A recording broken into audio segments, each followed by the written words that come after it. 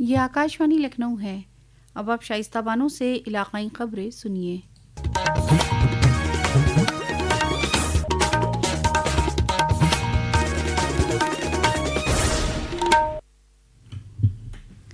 वज़ीर आला योगी आदित्यनाथ आज चित्रकूट में संत गोस्वामी तुलसीदास जयंती मुनक्कदा प्रोग्राम में शामिल हुए। इस दौरान उन्होंने तुलसी जन्म कुटीर और मानस मंदिर में पूजा अर्चना की। इस मौके पर उन्होंने कहा कि ये चित्रकूट की खुशकिस्मती है कि भगवान राम ने वनवास का ज्यादातर वक्त यहाँ गुजारा। तो चित्रकूट का सौभाग्य है, अनेक ऋषि मुनियों ने, दिव्य संतों ने इस धरती को अपनी साधना का, अपनी सिद्धि का आधार बनाया था और मर्यादा पुरुषोत्तम भगवान श्री राम को भी वनवास कालखंड का सर्वाधिक समय इसी चित्रकूट की धरती पर उन्होंने व्यतीत किया था।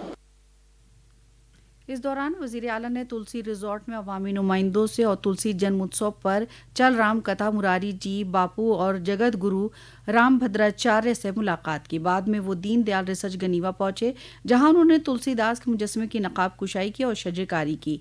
इस दौरान जल शक्ति वज़ीर स्वतंत्र देव सिंह भी वज़ीर आला के साथ मौजूद थे। नायब वज़ीर आला ब्रजेश पाठक आज कानपुर के मोती झील में मानस संगम के ज़ेरे एहतमाम तुलसी जयंती तकरीब में बतौर मेहमान खुसूसी शामिल हुए। नायब वज़ीर आला ने कानपुर यूनिवर्सिटी मुनक्कदा प्रोग्राम में तुलसी जयंती के मौके पर तुलसीदास के मुजस्समे की नकाब कुशाई की। गवर्नर आनंदीबेन पटेल ने आगरा में national chamber of industries and commerce UP के 77वें यौम तासीस प्रोग्राम में कहा कि भारत सिर्फ एक मईशत नहीं है, बल्कि भारत दुनिया के लिए एक रोल मॉडल बन गया है। भारत अब सिर्फ एक उभरती हुई अर्थव्यवस्था नहीं, बल्कि दुनिया के लिए एक रोल मॉडल बन गया है। ग्लोबल ग्रोथ में भारत का हिस्सा 16% से ज्यादा है, जो यह बताता है कि भारत वैश्विक अर्थव्यवस्था नेतृत्व दे रहा है। बीते 10 वर्षों में 25 करोड़ से अधिक लोग गरीबी रेखा से बाहर निकले हैं। इस मौके पर सर्वाइकल कैंसर टीकाकारी मुहिम की शुरुआत हुई। 10 स्कूली बच्चों को टीका भी लगाया गया। वज़ीर आला योगी आदित्यनाथ ने कल शाम लखनऊ डिवीजन के लखनऊ, हरदोई, रायबरेली, उन्नाव, सीतापुर और लखीमपुर खीरी के अरकान असेंबली और कानून साज काउंसिल के मेंबरान के साथ मीटिंग कर तरक्याती कामों पर बात की। वज़ीर आला ने कहा कि हर अवामी नुमाइंदा अवाम की उम्मीदों का मरकज होता है।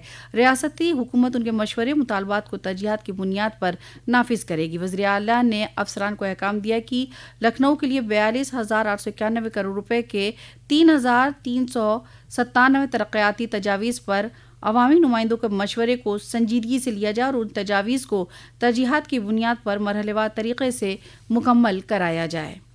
वज़ीर आज़म नरेंद्र मोदी 2 अगस्त को वाराणसी में प्रधानमंत्री किसान सम्मान निधि की 20वीं किस्त जारी करेंगे। साथ ही वो कई दीगर अहम प्रोग्रामों में शामिल होंगे।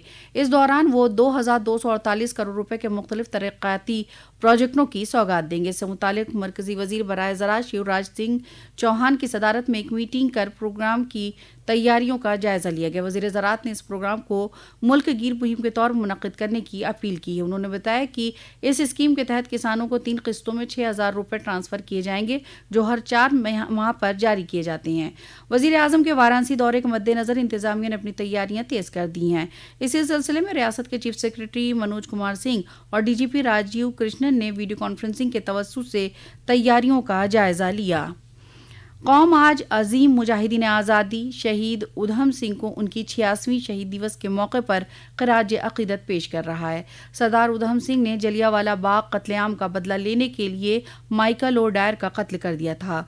वज़ीर आला योगी आदित्यनाथ ने भी सरदार उधम सिंह को उनकी कुर्बानी के दिन खराज अक़ीदत पेश किया। अपने सोशल मीडिया पोस्ट में उन्होंने लिखा कि जलियांवाला बाग के कत्लेआम का बदला लेकर उन्होंने मुल्क के वक़ार को एक नई ऊंचाई दी। उत्तर प्रदेश जल्द ही सड़क हादसात की तकनीकी वजूहात का पता लगाने के लिए AI का इस्तेमाल करने वाली पहली रियासत बन जाएगी। मरकजी सड़क नकलो हमल और कौमी शायरा वजारत ने उत्तर प्रदेश परिवहन महकमे की AI और बिग डेटा एनालिटिक्स मबनी सड़क तहफ़्फ़ुज़ पायलट प्रोजेक्ट को NOC दे दी है। इस नई तकनीक से न सिर्फ हादसात की वजूहात का पता लगाया जा सकेगा, बल्कि मुस्तक़बिल में होने वाले हादसात को रोकने में भी मदद मिलेगी। इसी के साथ आकाशवाणी लखनऊ से इलाकाई खबरें खत्म हुई। अगला बुलेटिन दोपहर 2 बजे FM पर नश्र किया जाएगा।